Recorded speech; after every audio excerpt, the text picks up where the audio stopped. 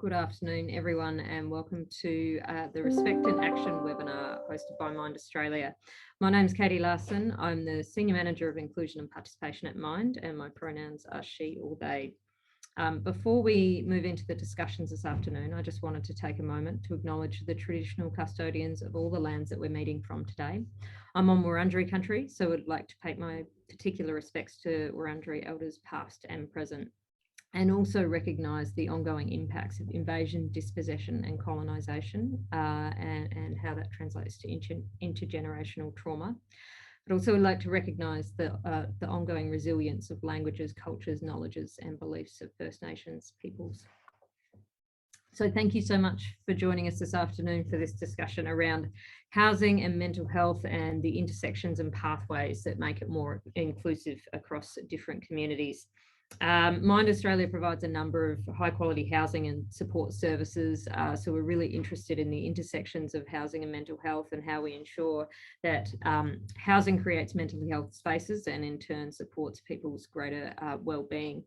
We also in 2021 released the Trajectories report, which looked at the interplay of housing and mental health pathways and learned a lot from that process in terms of how those intersections occur and how we really need to think about the context of housing from a much broader perspective.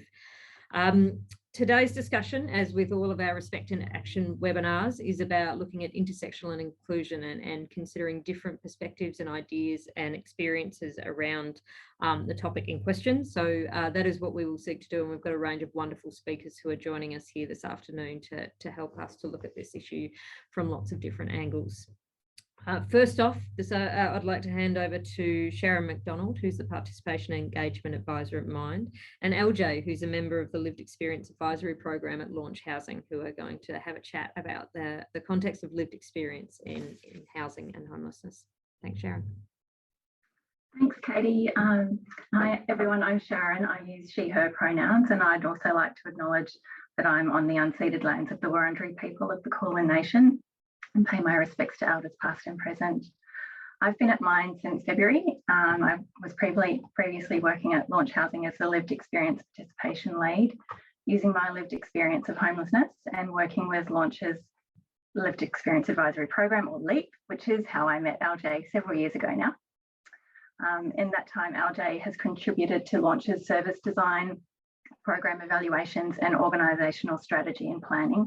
She's also shared her story in the media and advocated for others experiencing homelessness.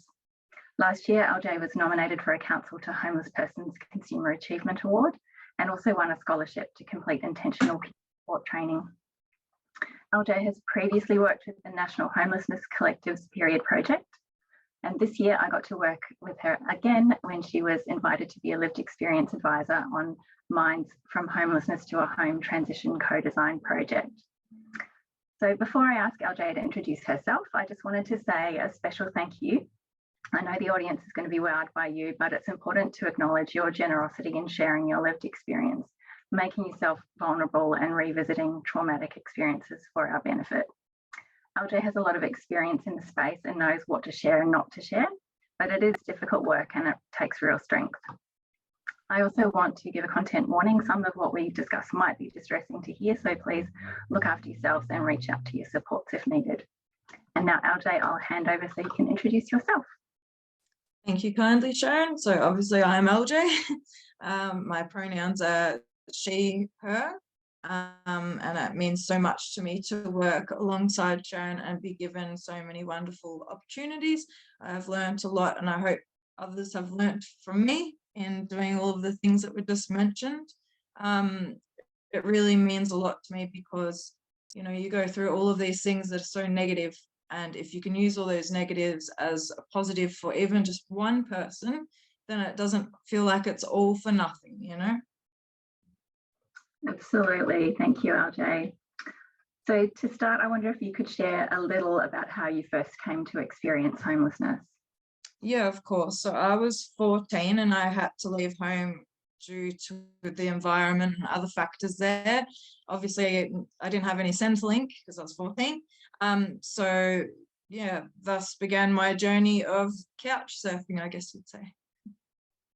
And did you know at that time, as such a young person, that what you were experiencing was homelessness?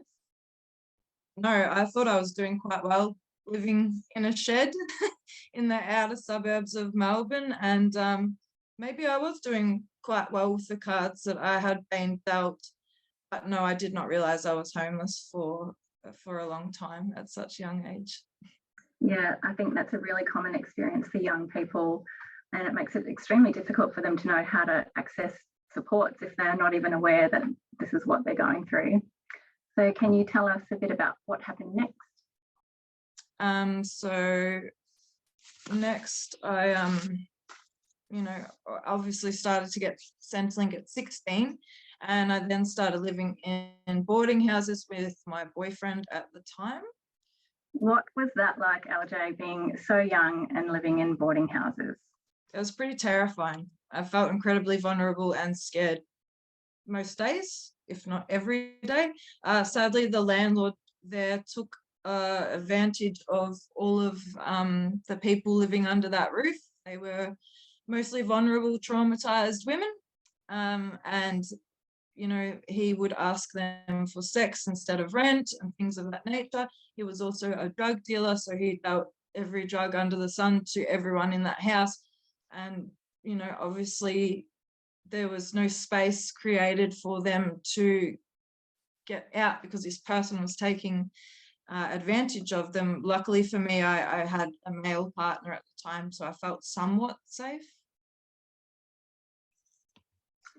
And after the boarding house, I believe you went to your grandparents for a short time? I did, and that was amazing. I was at school, I was doing my equivalent to year 12, I felt loved, it was amazing. But then sadly, they got older, they were already in their 80s, and my grandfather got dementia, so that was really hard to see. And then inevitably, they both ended up being put into hospital. So again, I was homeless, so I went to a refuge, and finally got transitional property. But I had a different boyfriend at that time, and that became a violent situation, and I lost that home that I had finally found, and again I was homeless. Yeah, it's common to cycle in and out, isn't it? And apologies, we might hear my cat meowing in the background now. LJ, there's an inextricable link between being without a home and your mental health. What was it like for you when you were cycling in and out of temporary and unsafe accommodation? I don't really remember, honestly. Like, I think trauma affects your brain so much that you can't remember these things because it's like a coping mechanism. Your brain protects you from all these things, and you're constantly in survival mode, which is exhausting. But yeah, I remember when I did get a stable home, you think it'd be like happy days, right? But no, that's when my thoughts were flooded with old traumatic events, because obviously my brain felt I could handle it, I suppose. So yeah. Sorry, yeah, I don't think it's possible to experience homelessness without trauma, either before or during the experience. And unfortunately, with the best of intentions, people are harmed in the service system. So can you speak a little about how being in the homelessness system has impacted on your mental health? Significantly. There's so much work to do later on in life too. You have low self-esteem, PTSD, and you feel like you are so behind in this race called life. Yeah, it affects it a lot. Yeah, so safe, affordable housing is definitely an essential part of finding the stability you need to rebuild your life. Then, as you say, the trauma comes in, you need to process that. And there's a long path to go before you can even, I guess, make future plans. People, I find, are completely disconnected from hobbies because that's just not a thing when you've been in survival mode for so long. So we know that housing is a human right, and that homelessness can happen to people from all walks of life. There are systemic factors such as the chronic and widespread lack of affordable housing. And if people have other things going on because of age, disability, mental health, family violence, or being part of communities that experience discrimination and higher rates of homelessness, such as being Aboriginal or Torres Strait Islander, belonging to the LGBTIQ+ community. It's even harder to find safe, appropriate housing. And it can seem as though the community think there are people who are deserving of a home and others who are not, because maybe they choose that lifestyle, or they use alcohol or substances, or they're to blame for it in some way. Yeah, sadly so. So would you say that you can experience homelessness through no fault of your own? Oh, of course. I was 14, you know, like, what are you meant to do in those situations? You make the best of things, and then all of a sudden you have all these, like, all this stigma thrown on you. You're treated differently. And of course, you don't want people to experience what you experienced. You wouldn't wish that on your worst enemy. But if people could just put themselves in your shoes, maybe they could understand a bit better, if that makes sense. It's a very frustrating situation to be in, and it does not discriminate.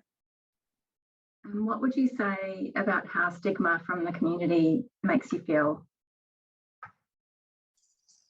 I remember sharing a story about when you were in transitional housing. Oh, yes. No, so when I was in transitional housing, for some reason, the entire apartment block was made aware that I was a client of Homeground. So I was 19 at the time, and I was experiencing so much discrimination from people twice my age. And I was shy and friendly to everyone, but I was bombarded with hate and negativity, all because of stigma and their ignorance. I felt like there must be something wrong with me. You internalize these attitudes and it breaks you. Of course, mental health is going to be compromised. Then the world has taught you that you're not good enough, that you can't have what others have, you know, oh. Yeah, certainly. It really does change your concept of self. And I know people often talk about feeling invisible. People who have slept rough say they speak about seeing people's ankles but never their eyes. Was there a time that you received any kindness or understanding? Yes, definitely. So we would all know, people with lived experience, you get these workers and you feel really good about it, excited about it. They promise you this and that, and then there's a turnover and you get a phone call saying, no, so-and-so has left, you're now with this person, and you have to start it all over again. I was very lucky because I was linked in with a lady who really did change my life for the better. She was consistent. When she said she was going to do something, she did do it. I felt like I could trust someone again. It really made such a huge difference to to everything, my being. And so much so that she was actually an AOD worker.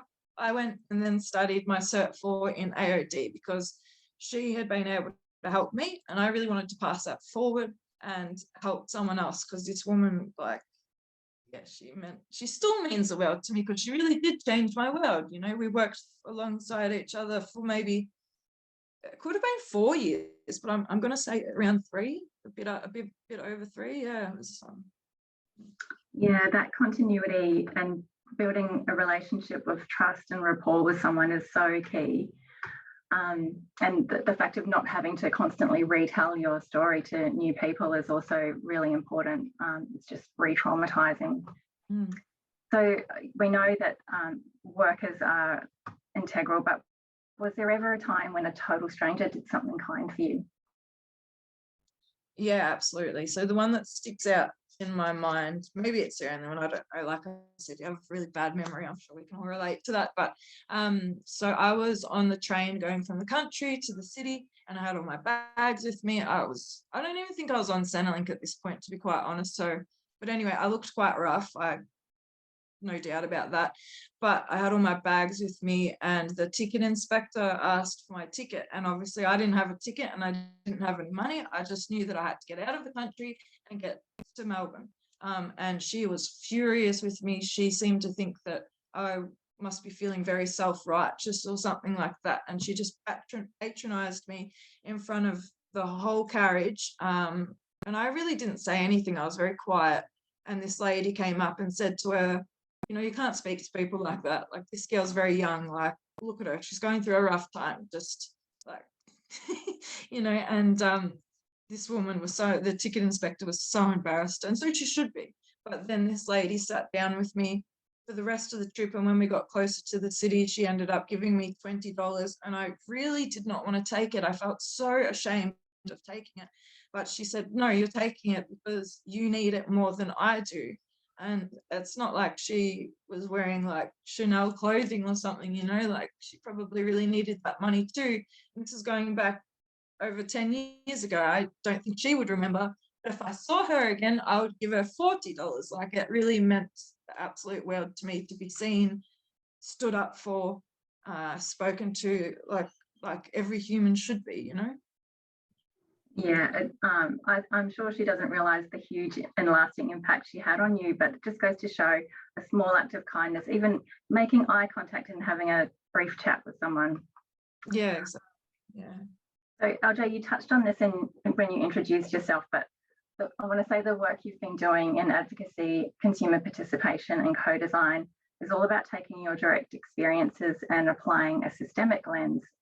So we need people like you to tell us what works, what doesn't, what might work in the future. It doesn't necessarily help you, doesn't house you or provide you a livelihood, and it involves revisiting some really dark times. So can you tell us why you do it? I would say it does help me. Like, because again, you know, I would hate to have experienced all that I have. And obviously we all only know our individual stories and the emotions that come along with that.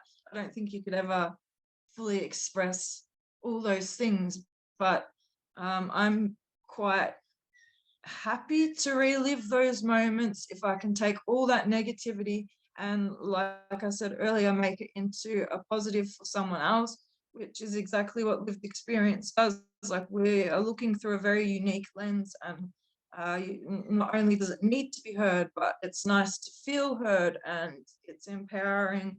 And yeah, I feel very blessed to be able to do it, and that it's becoming more in the light. You know, I'm not the only lived experience person right here today. You know, there's many of us, and that's an amazing thing. That's fantastic, and the perfect note, I think, to wrap up on. So thank you so much, LJ, and I'll hand it back to you, Katie. Thank you. Thanks so much, Sharon, and thanks, LJ. That was yeah, incredibly generous, as Sharon said, of you to share your story. And I think you know, so often you know, this webinar today goes out across the sector, and often we spend a lot of time thinking about policy change or organisational change, or thinking about the operational component of the services that we run, and it just sort of places lived experience at the centre, and that's exactly where it needs to be in all of the discussions that we have about changing the way we work and reforming the sector that we work in. So I'm really grateful to you for sharing that and for the work that you're doing as well across the sector. So I wanted to just, before I introduce my next two guests, just remind everyone that you can use the chat function or the Q&A function today. We will have some time for questions towards the end of the session, so please feel free to place questions in there as we go, and we will come to them as we can, or comments if you want to add any comments to the session. So I'm really delighted to be able to move into the second phase of our discussion today.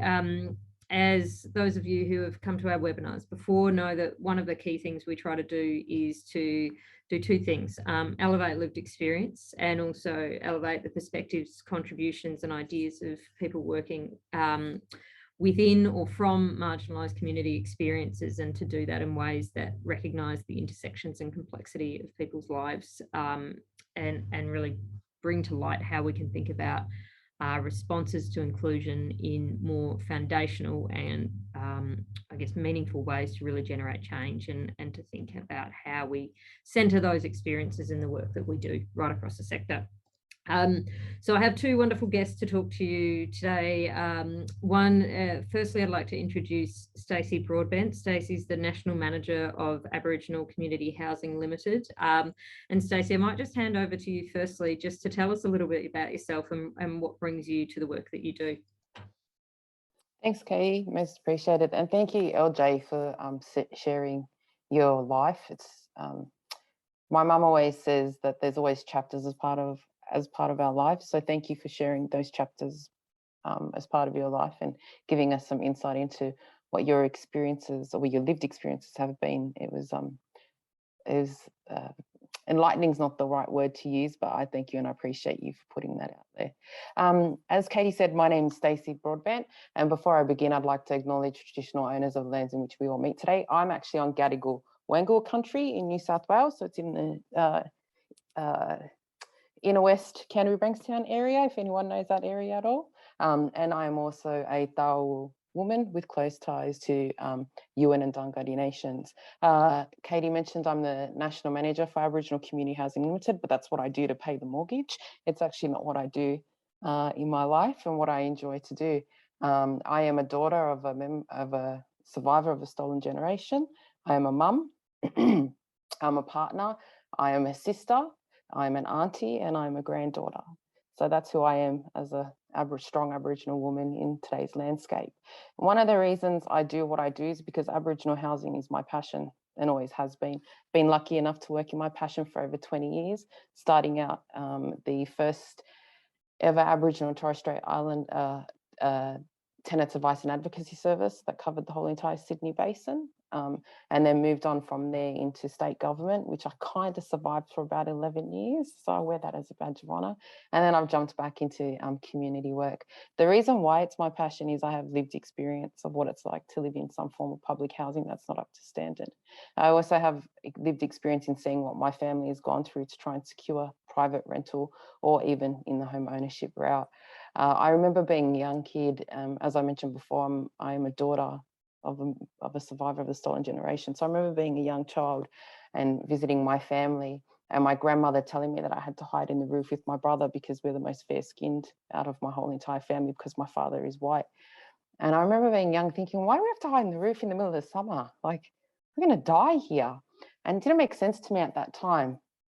And then that was because the welfare, as my nan said, is coming, and they were terrified that my brother and I were going to be removed. And this is in the 80s, mind you. So it wasn't that too long ago, and we were going to be removed. But the funny thing was, while I was in that roof of the shack in which my grandmother lived, I remember looking around. I would have been about 5 or 6 at the time, going, why is my nanny's house so different to what my parents' house is like? And that's because my parents were in private rental, whereas my grandmother was in public housing. So I remember just being that young and thinking, why was it so different to what I was used to? And I think that kind of sparked and triggered me to want to look into making sure that my people have safe, stable, secure, long-term housing. So that's what's attracted me to the work that I do, and that's what drives me every day. I'm now at a point in my life where I have a degree of privilege associated with myself. And what I mean by that is that I have been able, because of my elders, to go to uni and get an education and set myself up so that I can use those tools to then deliver them back to my community, to be able to provide for them some degree of safe, stable accommodation. And that's why I do what I do. So that's what drives the work that I do. There's a lot more behind it than just kind of wanting to give it to government, if I'm going to be honest. It's more about my passion and my own lived experiences within the Aboriginal housing space. And to this day, still seeing my family's lived experiences in that space and how much they fight to get some degree of decent housing for themselves. So that's just a little intro into myself. And I'll hand it back to Katie. Thanks so much, Stacey, and thank you for sharing so much of your story in that introduction, and really looking forward to talking more with you today. I'd now like to introduce Ruth McNair. Ruth is Honorary Associate Professor at the Department of General Practice at University of Melbourne, and also a GP at an Inner Melbourne General Practice, and specialises in all range of LGBTIQ plus mental health and health considerations, as well as housing and homeless, and is stepping in today for Dr. Cal Andrews, who unfortunately couldn't be here this afternoon as planned. So Ruth, I'd like to say thank you so much for being here, and if you'd like to do the same, just share a little bit about yourself from your perspective and what drives you in the work you do. Yeah, thanks, Katie. And yeah, again, thanks, LJ and Stacey, for sharing your stories. I think it's so important. So yeah, I'm a GP. That's my day job. I do a lot of research and training around LGBTIQ issues. I'm a lesbian woman, very fortunate to have a really loving partner and great home life. So, you know, I feel just so privileged in this society. I'm very involved with LGBTIQ disadvantage, we could call it, and that comes from my work with Pride Foundation Australia. And we raise money to run projects for specific subgroups. So one of those projects that went for a few years was housing and homelessness, because we were very aware that LGB and increasingly trans and gender diverse people were overrepresented in the homeless statistics in Australia. And yeah, not just street homelessness, but couch surfing and sort of unstable housing. And we wanted to explore that and understand it, but also to influence the housing and homelessness sectors to understand this subgroup much better. So I wanted to recognise Cal Andrews, who was the lead researcher in our projects over the 5 years or so, and colleagues as well, Deb Dempsey and Sharon Parkinson at RMIT, Swinburne University. So yeah, they're all integral in this work. Thanks. Excellent. All right. Well, thank you both so much. I wanted to just start, I guess, with the intersection that we most immediately see in our work at Mind, which is that relationship between mental health and housing, and I guess health more broadly and housing too. And we know that the inequities across both feed into each other. And I just wanted to get a sense. Perhaps if I can start with you, Ruth, just to understand a little bit about what you've learned through the work that you've been doing about those intersections and how that actually plays out in housing and homelessness for LGBTIQ+ people. Yeah, look, I think causality is a really important area, but it's really hard to do. You know, what comes first? And I think in our research with LGBTIQ young people, very much front and center, what came first was family disruption, a bit like what LJ was talking about. You know, just home did not feel safe. These young people didn't start out with mental health issues. They started out as your average young person, but with increasing amounts of potentially violence in the home, or at the very least, rejection by family of their identities. They didn't feel safe and would often end up homeless. And I think, you know, that we identified this spiral of negativity that happened for these young people, not being able to express their identities in a safe and affirming way, both amongst family, amongst peers, and also amongst service providers. So they had to keep hiding, never being safe, and that had this huge impact on their mental health. Yeah, and then obviously that had this sort of cycle of repeated homelessness and potentially substance use and other issues that were attempts by people to feel better. Thanks, Ruth. Stacey, I just wanted to see if you had any comments from your work and from your experience around also that relationship between mental health and housing and what you see, I guess, across the work that you're doing across community. Yeah, I think the first thing to acknowledge, particularly for my people, is that the concept of home. And I think that hasn't been acknowledged when we discuss homelessness quite a lot. And that is, our concept of home varies differently to a lot of other people's, or the mainstream community, I should say. And that's because of this, you know, as I'm sure a number of people on this webinar would be fully aware, due to previous government policies, dispossession, stolen generation, lack of education, all of those things come into play. And because of that, we've been so far removed from what our cultural norm once was, or from where our cultural basis was, that our concept of home is, I suppose, would be very different. And that is that home to us is not four walls and, you know, some foundation. It's actually where we come from. It's where our people come from. So home for me is the South Coast. Home for me is not Sydney, because that's where my country is and that's where my people are from. So I think in order to start having a really honest discussion, particularly around First Nation peoples and homelessness, we have to first look at what that means in the context from that spiritual, cultural point of view, and discuss what homelessness truly is.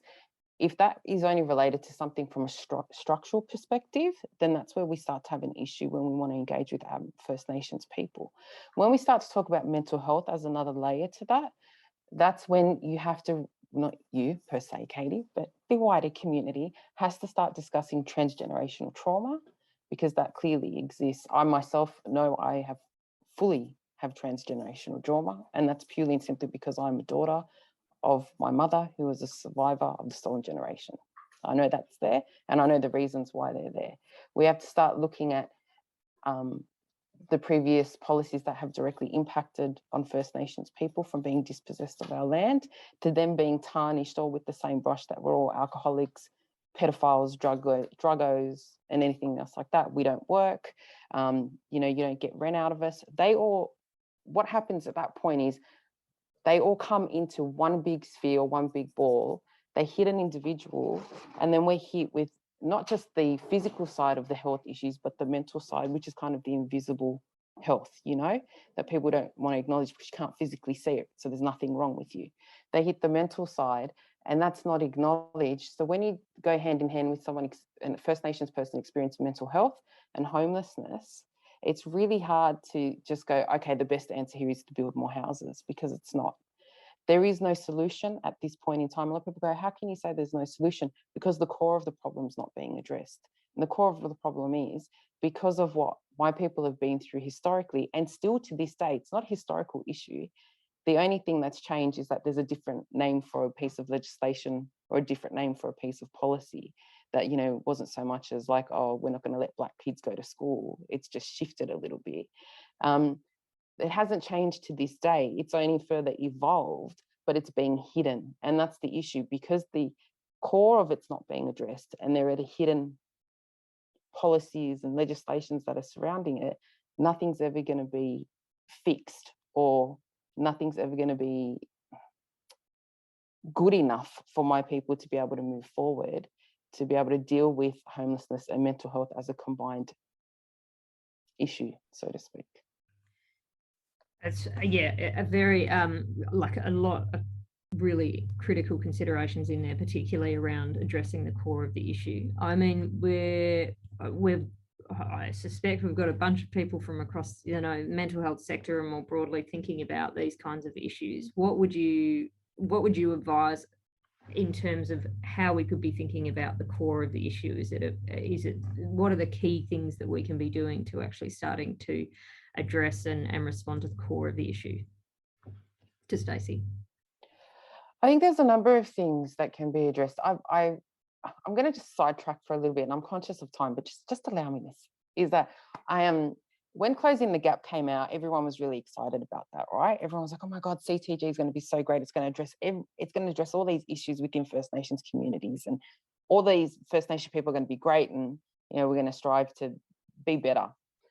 We all know CTG, when it initially came out, it didn't achieve what it wanted to achieve. So they've revamped it, and they've now added in housing as a component, but the housing component only really addresses overcrowding, which then leads to, oh, we'll just build new houses. And then I think there's another component that relates to social and well-being, but it doesn't really address mental health as a massive concern. So I think if we look at the issues from a layered perspective, which is I think what needs to happen, or the core of the issues from a layered perspective, you start, you know, the top down. Well, it's not even top down, but you start at one point, which is the government, and what are they doing to address these core issues? And is CTG really the answer to that? If history tells us anything, I'd be inclined to say the response is no, not really at this point in time, but we'll see how the new iteration goes. Then you go down into, well, how can, you know, the wider community help? Well, there's a number of things that can be done. And I think the first thing to be done is to recognise what's occurring for First Nations people. And a lot of people still this day don't recognise that, or don't acknowledge it. They think, oh yeah, they're right, that happened all those years ago. I don't know what they're whinging about. So I think that's another big problem that exists, is that these issues or matters that are happening are still relevant to this day. They're not something that happened 45 years ago and people need to get over it, or 50 odd years ago and people need to get over it. So I think when you go down your layers, you've got like your Commonwealth and your state governments that kind of want to, you know, buy into these fancy little documents or policy settings that they've all put together because they're going to address all these problems in Aboriginal communities, and everybody is going to be okay. You've got the wider community that still to this day doesn't truly understand Aboriginal communities and how they operate, and there's still this stigma or this judgment that's attached to Aboriginal people, that we're lazy, that we're alcoholics, that, you know, we don't do anything. But also be mindful that we make up just short of 3% of the overall Australian population. So it's interesting to me that there's a stigma attached that every single one of us is an alcoholic or lazy or, you know, petrol sniffer. I've heard that many times, and those kinds of things. So you've got to address some of the wider communities judgments, I suppose, and that's within itself is hard. It's really hard to do that. Then you go to kind of like your local level. So, you know, what locally can you do, or what individually can you do? And the best thing I can say to someone is educate, have a conversation. I remember years ago, I got asked by a co-worker, how do I talk to an Aboriginal person? And I said, we don't have 6 heads. Just talk. It is honestly that simple. Just talk and have a conversation. You'd be amazed what you can find out. Yes, we might have things that differ, and that we might say things that people don't like because we're quite passionate ourselves about our own plight and our own justice. But it's not that we're having a direct go at you. It's what we're talking about wider that has occurred. So just talk and just have a conversation. So I think education and knowledge and understanding, and it's really hard when I say to people about understanding, like, but it's really hard because, you know, we haven't walked in their shoes, but it's not hard to have a degree of empathy. It's not sympathy, it's empathy. And that's a big difference. It's not hard to have some degree of compassion or understanding. You don't necessarily have to walk in my shoes to understand my journey. But what I would like is if I'm sharing my journey with you, for a degree of empathy and be like, oh, okay, yep, you know, not the sympathy kind where it's like, oh, you poor thing, I'm so sorry that happened to you. No, have a degree of empathy. And then from there, once that I suppose that approach is taken from people, it allows my community and my people to open up more. LJ hit it on the head when she spoke, and she said it's about building trust, and it's about building relationships, and it's about having that trust in the people that you work with. As Aboriginal people, our trust has been shot. You can say a naughty word then, but I'm not, because I'm getting a bit passionate now. But our trust has been shot to hell. Because of that, it's hard for us to trust people and build relationships with people and want to continue those relationships. So you got to put the hard yards in if you want to work with the Aboriginal community. It's that simple. You can't just go, okay, I've had one conversation with an Aboriginal person, I think I know. It takes years upon years. And again, LJ hit the nail on the head. If you say you're going to do something with my people, then you better do it and you better deliver, because if not, you will never, ever win them back. So I think from that individual point of view, it comes, as I've mentioned before, there's a number of things. Have some empathy, open up your balungs, open up your ears and listen. Don't just nod your head and smile, listen, take it, absorb, process, go away, come back, have further conversation. Work on the trust, work on the delivering, work on negotiating. So no more consulting Aboriginal communities. We're the most consulted community in the world. Negotiate with us, talk to us. What is it you want? How can we better come to an outcome? But, you know, I feel like I'm rambling, so I'm going to shut up now because I know Ruth's going to have a say. But there are other ways to approach and address core issues as opposed to just kind of the textbook way. And I think that's happening, but it's not happening quick enough, because I think all communities are so over-reliant on what is dictated to us from the higher ups, such as government, and the settings that we have to work in. And I myself have to do that. I work in a community organisation that is reliant on government funding and government resource. But I think because we have become so reliant to the point where you kind of can't push back because you're worried that you're going to lose the resources and the funding, it makes it difficult. But at the same time, there's nothing wrong with a little bit of, radicalism to have to occur in order to work with my people, is all I'm going to say. Thanks so much, Stacey. There was so much to take from that in there, and I really liked how you talked about, you know, most consulted population in the world. When we did the trajectories report and the Aboriginal and Torres Strait Islander consultations, we had a elder involved, Auntie Shirley, and she said to us, just use our story. We've told our stories so many times, do something with them now. So I think it's sort of that similar message of the information is there, and how do we respond to it differently. And Ruth, I wanted to come to you on that in terms of working with LGBTIQ plus communities, and again trying to understand and navigate that connection between the social issues of identity and discrimination, and also what it is to think about that in the context of housing. And I just wanted to hear any reflections you have on what that looks like from an LGBTIQ plus perspective. Yeah, well, I think one of the things we uncovered, and a lot of our participants talked to us about this, was housing and homelessness sector don't really get it at this point. You know, mostly they haven't had much training around the specific issues for LGBTIQ plus people. And there are very specific issues. You know, you might think about transgender diverse young people. You might think about older lesbian women who are out there homeless because they've had a relationship breakup, but nobody really knew much about their relationship in the first place.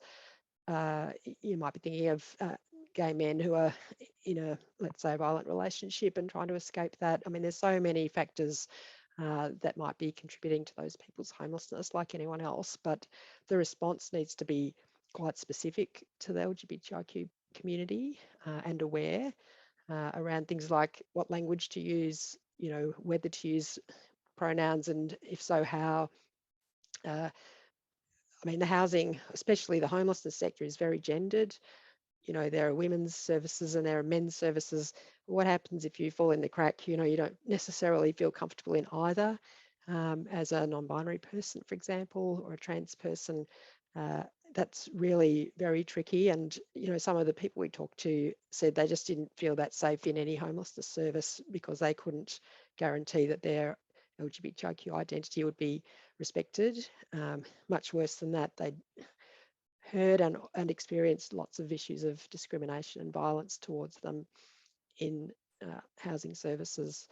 You know, that's one of the reasons people were homeless, because they'd escaped a violent situation in a share house, for example, based on their sexuality or gender identity. So, you know, I think the homeless and housing sector needs to be more aware of the specific issues that face this group, and I guess embracing, not just tolerating or accepting, but, you know, going further and saying, I'm going to embrace this, I'm going to try and learn about it as much as I can, and, you know, not use people as a education tool, but at least ask questions and try to understand their perspective.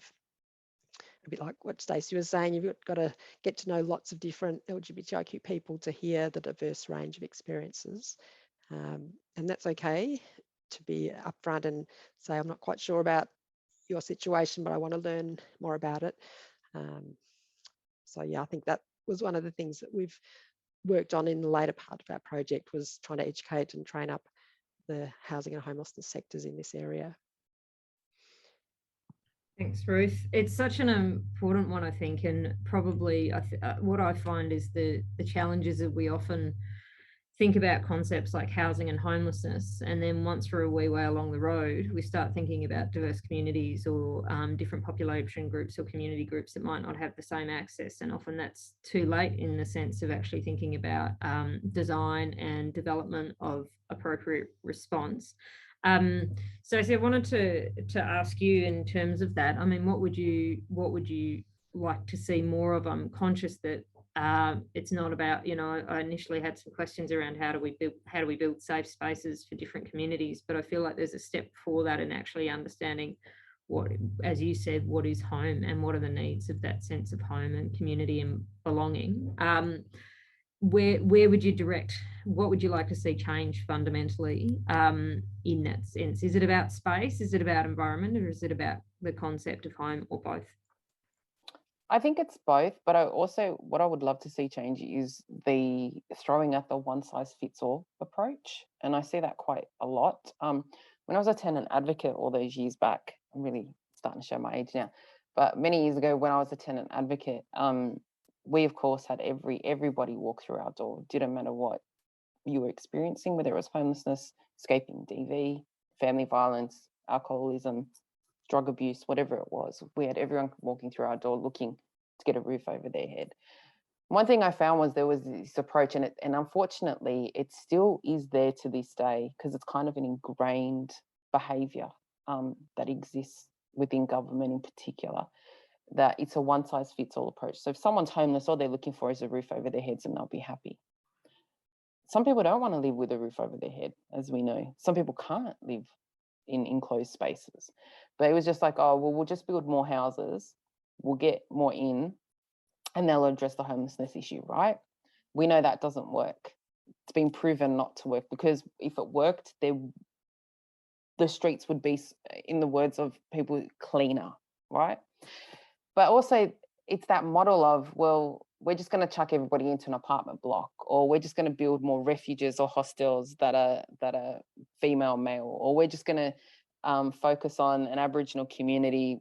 I'll use Sydney as an example. Or we'll focus on Redfern because that's where there's a high concentrate of Aboriginal people. Again, it's that one size fits all thinking and model. And if that was the case, they'd know not to concentrate in Redfern. They'd know to concentrate in Blacktown or Western Sydney, because that's actually the highest population of Aboriginal people, not Redfern. So I would like to see the difference in thinking from government in addressing homelessness. I would like them to understand what the concept of home means to Aboriginal people, First Nations people, because it's not limited to, I've lived in a community for 20 odd years, so I'm calling this home. It's bigger than that. It's also, I'd like them to understand what obligation to family means.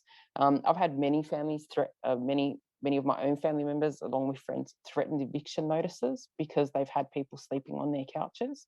But there's an obligation that's attached to that. I would never turn my back on a family member if they came to my house asking for a roof over their head. It's just not within my DNA to do that. So it's understanding that obligation side of things. I also think it's needs specific housing, and what I mean by that is as an example, I'll give you a really quick one. I'm not selling ACHL here, but I think this is a really good program. In South Australia, we have, it's called Tikaturka, it's student accommodation. It's for students coming in from a remote, Aboriginal youth coming in from remote areas within South Australia, so APY lands and that, to come in and further their studies. And it's a 21-bed kind of hostel setup, where it's individual rooms, no shared bathrooms, only shared kitchen and dining, but everything else is secluded to the room. We have, for women's and men's business, we have separate floors, but we also engage with students who come in who wish to choose because it's about choice, who wish to choose where they want to stay. Every single one of those students are either finishing their studies or in their second or third year and going into long-term employment. The reason why this program works so much is because we have on-site support officers on top of a housing person who's there to collect rent. We actually have people on site with them every day to walk them through and talk them through anything that they're experiencing within their lives. That's not just limited to paying their weekly rent. It could be a studying issue, it could be a Centrelink issue, it could be, I don't have enough money this week to get food, can you help me access that? Could be a whole bunch of things. So the model that's been established is that we work to tailor per individual as opposed to tailor to program. So that means we work with all the individuals that come in to see what works best for them to be able to achieve their goals and their aspirations, and then to see that through. If we adopt something like that within the homelessness space, I think you would find, and I know that it's out there and there's support partners and there are things that are doing that, but it's not as intensive as what's done at Tikaturka, because everything is done on site and in-house. And I think if that occurs, I think there'll be a lot better outcomes for individuals as opposed to organizations. And I think that's what's important, is that I've seen over the many years that a lot of organizations put a lot of focus on themselves and what they can achieve, as opposed to the focus on the individual and what's achievable for that individual to reach its goal and aspirations. But I think one of the first things that we need to look at is a one-size-fits-all approach does not work. And as much as people say, but we don't do that anymore, we don't do that anymore, if you actually sit down and you talk with a number of clients and a number of support providers, you think, you kind of do, because there are similarities that exist all across the board. And I think that needs to be highly focused on, because if that's the approach that's going to continue going forward, the issue of homelessness will never, ever be addressed, regardless if anything else is taken into account that loops into homelessness: mental health, physical health, well-being, spiritual health. That's not even spoken about. People's spiritual health isn't even spoken about when we discuss homelessness. And that's a whole different concept and layer to understand. So I think the biggest thing for me, as I've said about 20 times in speaking, is a one-size-fits-all model does not work. and from the Aboriginal perspective, understanding what home truly means, but also understanding that obligation that gets associated with that as well, which is really hard to do, really, really hard to do, because it's not spoken about and it's not looked at enough.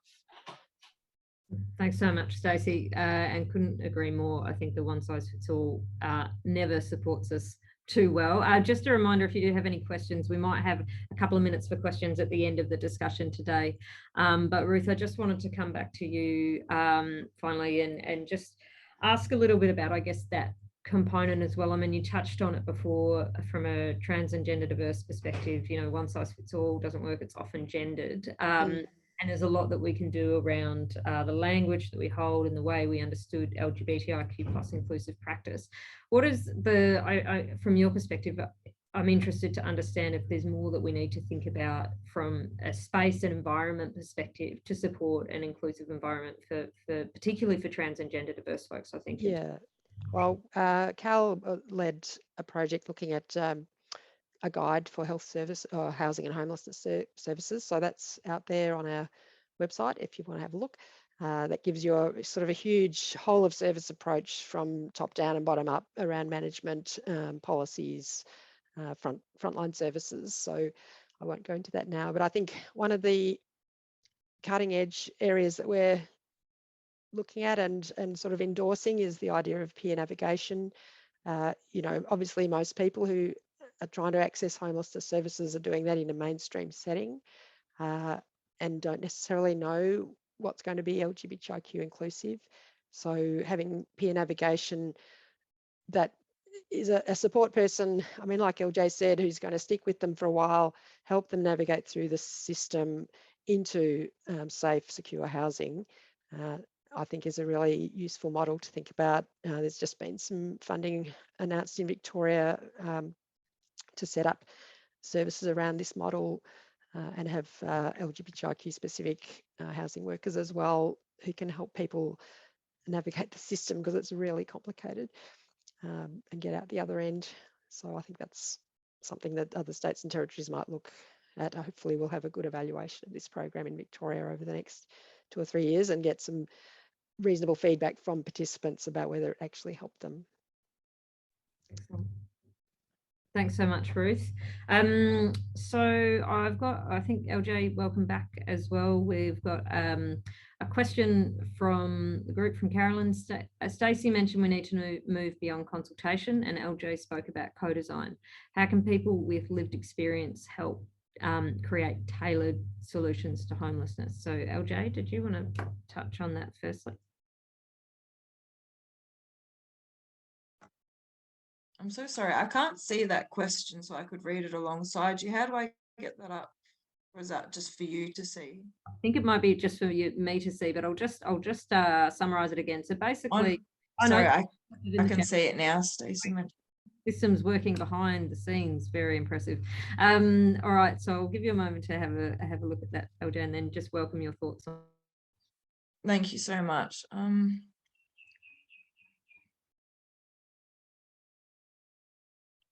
Well, I think being given a platform to, you know, first off and foremost. I don't know. I'm sorry. I'm kind of going blank. I might. Sorry. No problem at all. I mean, it's a challenging one, I think, for us to think through is how do we actually how do we really make sure that we do work together with people with lived experience around solutions to housing? I mean, Stacey, did you have any comments on that yourself in terms of moving beyond consultation and just always getting feedback and then, you know, where does it go, I think is the issue sometimes. What does it actually result in? Yeah, so I can give you an actual practical example of this, which I think you all may get a kick out of. So in WA, this relates specific to Aboriginal homelessness. In Western Australia, the Western Australian government, so I'm sorry if there's any Western Australians on the line, I do apologise, but the Western Australian government took it upon themselves to build a homelessness facility in excess of millions of dollars it took them to build. They didn't discuss anything with the community, let alone consult. There was nothing, let alone negotiate, there was nothing. I think if my memory serves me correct, it's still active now, but I think if my memory serves me correct, it's about 25 or 30 better premises. It cost millions to build. And there was this whole big thing. Yep, this is great. We're going to get, you know, some of the discussions I was involved in. We're going to get black fellas off the street. This is great. We're going to make Perth look amazing. This is perfect. Not once since that facility's been opened has it been tenanted, for lack of a better term, because they're not tenants. 100%. I wouldn't even say it's been tenanted 20%. And the reason for that is that none of the community that it was targeting, which was the Aboriginal homelessness community in Perth, none of that community that it was targeting was spoken to, let alone consulted, let alone negotiated on what would work best for them. Not one. So this $1 million complex was built, still active to this day, under the premise that this is going to be 100% filled every night and we're going to get these blacks off the street and it's going to make Perth look great. Nothing. So I think that within itself is a very clear picture on what doesn't work, and what could have been done in order to get it work would have been first crab off the rank. Go talk to the community that you're servicing. Go talk to them. What is it that you need? What is it that you want? Because it's about needs and wants. It's not just about this is what we say we're going to do. But that never occurred. So that's public monies spent by the government to build this facility that is not working. I think the term consultation is well overused, and it's time to just hang it out and let it dry and not pick it back up again. I'm being really honest there. I think negotiation is the way moving forward with any community. And that is where you genuinely will sit around a table and you will sit across from people and negotiate about what their wants and needs are, and come to some form of an agreement in the middle to start actively participating in moving that agreement forward to be able to deliver some real solutions for communities. The issue is that papers are written, documents are done, all this stuff is done, and at the end of the day, nothing still moves. So get some form of negotiation happening that's valid and that really wants to drive and move everybody forward. I think LJ, bless her, sis, you said, I'm not sure what, but you spoke about it when you talked to us earlier about the co-design process. You actually touched on it, and you said it was about people hearing what it is that you needed. And you spoke right at the very end when Sharon was wrapping up, she said, well, why do you do this? And he said, it's because you don't want people to go through this anymore. And I think that's the best way to approach it, is because of your experience and your lived experience, you being essentially on the front line of what you've had to go through is the best person to talk to about what works and what won't work. And when we talk of co-design, and co-design is this new flash word at the moment, right? We've all been through it. So co-design is this new flash word. So we talk about co-design and how that can work best. And we want to work in with the communities that we service to co-design these great products to be able to deliver. And then that way that we'll have this buy-in and that everyone's going to be really excited about doing these things. So far today, what has worked by way of co-design? That's my question. What's worked? What's really worked by co-design to date? I know no one here can really answer that, but what I'm saying is there's all these new trigger happy words: co-design, collaboration, participation, commissioning, participatory responses. That's a new one I heard the other day. But what is it working? And I'm not trying to be negative Nancy here by no means, but what I'm saying is all it takes is a conversation, not a fancy word. If you talk to people and they're upfront, and they will be so upfront with you about, right, this is what I need and this is what I want. Can you do it or can't you? It's honestly that simple, to understand what it is, what people want, or what they need to be able to move forward to achieve what they want to achieve related to their own lives. So, you know, I just think it's just one of those things where it's still a journey for everybody involved, and it's a journey for people to understand that it's okay to have honest, down in the dirt type conversations and not to be scared of them, because while people are scared of them, no one's ever going to move forward. Awesome. Beautifully said, Stacey. I'm conscious that I'm going to wrap up shortly, and I think lots for us to take away in terms of how do we think about meaningful processes and actually really connecting with the change that need to happen. LJ, I'm conscious, I just wanted to see if you had any final comments around what we can keep in mind in working doing the work we do across lived experience and exactly what Stacey said, making sure that, you know, it results in really meaningful change. Yeah, absolutely. Stacey said it so well. Absolutely. And I think, again, you know, being given the platform to do so, and then maybe peer support workers, more of them, to have those nitty-gritty conversations and to help navigate people through services as well. Awesome. Thanks, LJ. And yeah, some great takeaways from the conversation today. So much for us to think about, and I love the concepts of negotiation, more peer support, and really challenging what the core of the issues are. So thank you so much to LJ, to Stacey, to Ruth for your time, for your expertise and your sharing of your stories as well, which brings so much value and expertise to the conversation as well. Our next Respect and Action webinar will be on understanding intersectionality and seeing how that's a key to inclusivity and mental health reform. That'll be in November. We encourage you to come along to that event and share our events through your networks as you see fit. If you have any ideas for future discussions, please contact us at participation@mindaustralia.org.au. We might have to change that to negotiation@mindaustralia.org.au. We'll take that one back to the drawing board. Thank you everyone for joining us this afternoon for this really critical discussion, and we look forward to speaking with you again soon.